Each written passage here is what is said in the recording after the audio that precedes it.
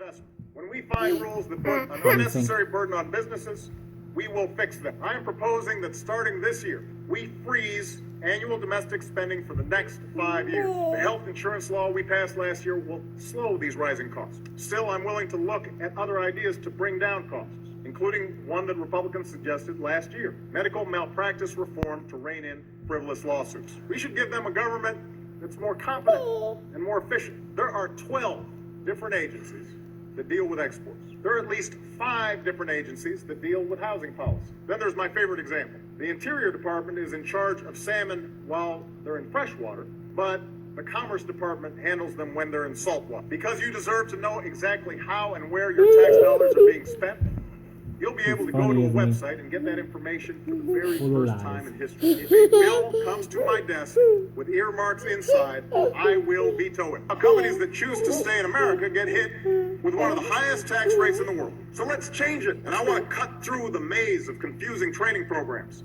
so that from now on, people like Jackie have one program, one website, and one place to go for all the information and help that they need. It is time to turn our unemployment system into a re-employment system that puts people to work. I believe as strongly as ever that we should take on illegal immigration. I am proposing that every state requires that all students stay in high school until they graduate or turn 18. Directing my administration to open more than 75% of our potential offshore oil and gas resources. This country needs an all-out, all of the above strategy that develops every available source of American energy. We have a supply of natural gas that can last America nearly 100 years. And my administration will take every possible action to safely develop this energy. I've ordered every federal agency to eliminate rules that don't make sense. We'll also establish a financial crimes unit of highly trained investigators to crack down on large-scale fraud and protect people's investments. I've asked this Congress to grant me the authority to consolidate the federal bureaucracy. We need to end the notion that the two parties must be locked in a perpetual campaign